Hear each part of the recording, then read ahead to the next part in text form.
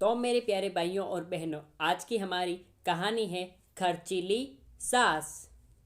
खर्चीली सास। एक बार की बात है, सीमा नाम की एक महिला थी। उसकी एक सास थी जिसका नाम रमा था, जो कि बहुत खर्चीली थी। सीमा जहाँ बचत पर जोर देती थी, वहीं उसकी सास कोई बचत नहीं करती थी और बेफजूल खर्च करती थी।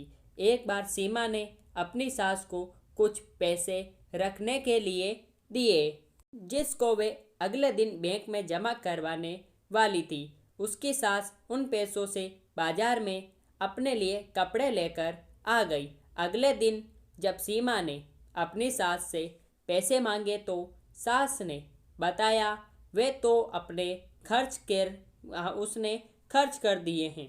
उसने सीमा को कहा, बचत करने की कोई ज़रूरत नहीं है, जिंदगी को अच्छे से जीना चाहिए। सीमा अपनी सास को बेफजूल घर की लाइट जलाने से मना करती थी, जो कि उसकी सास को बिल्कुल पसंद नहीं था। वे इन बातों पर अपनी बहू सीमा को डांट देती थी। इसके बाद सीमा ने भी निर्णय कर लिया कि वे अपनी सास को रोकेगी नहीं।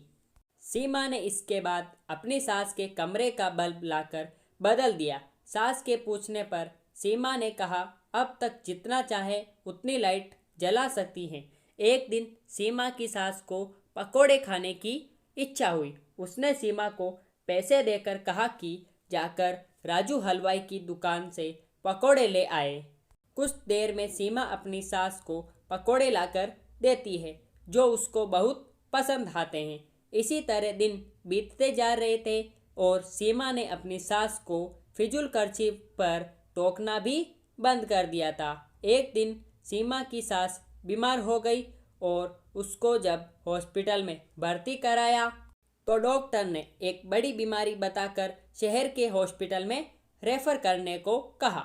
जब सीमा के पति ने डॉक्टर से इसका खर्च पूछा तो डॉक्टर ने 2 लाख रुपए बताया। यह सुनकर सीमा का पति और उसकी सास बहुत दुखी हो गए कि इतने पैसे हम कहाँ से लाएंगे। लेकिन सीमा ने डॉक्टर को अपनी सास को शहर के डॉक्टर को रेफर करने को कहा, जिससे उसके पति और सास हैरान हो गए। सीमा ने बताया कि ये पैसे उसने घर खर्च में से बचत करके जोड़े हैं। इसके बाद कुछ दिनों बाद सीमा की सास शहर में से अपना इलाज कराकर आ गई। अब वे पूरी तरह से स्वस्थ थी। उसने आकर सीमा से पूछा कि तूने इतने पैसे कैसे जोड़े? मैं तो तुझे बचत करते समय हमेशा मना करती थी। सीमा ने बताया कि मैंने सारे घर में कम बिजली प्रयोग करने वाले बल्ब लगाए और जब भी आप मुझे बाहर से पकोड़े लाने को कहती थी तो मैं घर पर ही आपको पकोड़े बनाकर खिलाती थी। उसने सीमा की बहुत तारीफ की और खुद भी आगे से पैसे बचाने का निर्णय लिया। Moral of the story. सीख। इस कहानी से हमें यह सीख मिलती है कि हमें फिजूल खर्ची से बचकर पैसों का सही इस्तेमाल करना चाहिए। तो मेरे प्यारे भाइयों और बहनों, आपको आज की हमारी यह छोटी सी कहानी आपको कैसी लगी, आप हमें नीचे कमेंट बॉक्स में बता सकते हैं। साथ ही साथ ऐसी ही धमाकेदार और मज़ेदार कहानियों के लिए आप हमारे चैनल को सब्सक्राइब करके बेल आइकन प्रेस कर सकते हैं, ताकि हमारी ऐसी वीडियोस की सब नोटिफिकेशन सबसे पहले आप तक पहुंच सके जैसे हम उस वीडियो को अपलोड करें। फिर मिलेंगे ऐसी धमाकेदार वीडियो के साथ। तब तक के लिए गुड बाय। जय हिंद, जय भारत। Thanks for watching.